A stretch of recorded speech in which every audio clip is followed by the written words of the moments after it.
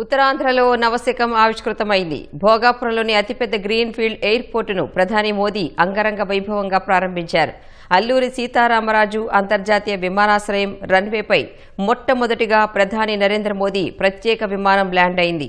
ప్రధాని మోదీకి governor justice Abdul Nazeer, CM Chandrababu, ఉప ముఖ్యమంత్రి పవన్ కళ్యాణ్, మంత్రి నారా లోకేష్ స్వాగతం పలికారు. కేంద్ర మంత్రులు రామ్మోహన్, శ్రీనివాసవర్మ, పెమ్మసాని చంద్రశేఖర్ పుష్పగుచ్చాలిచ్చి స్వాగతం పలికారు. అనంతరం ప్రధాని మోదీ టెర్మినల్ భవనాన్ని ప్రారంభించారు.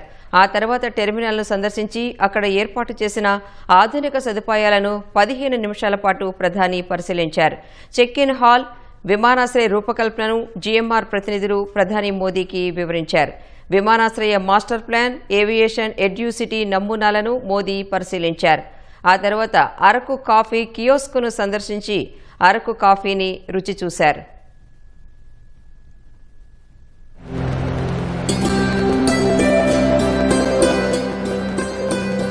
आर्टिफिशियल इंटेलिजेंस आधारित जो इसकी प्रबंधन प्रणाली है। ఆ తర్వాత విమానాశ్రయ టెర్మినల్ నుంచి ఓపెన్ టాప్ జీప్లో CM Chandrababu, deputy CM Pawan కళ్యాణ్తో కలిసి ప్రధాని మోదీ బహిరంగ సభకు హాజరయ్యారు.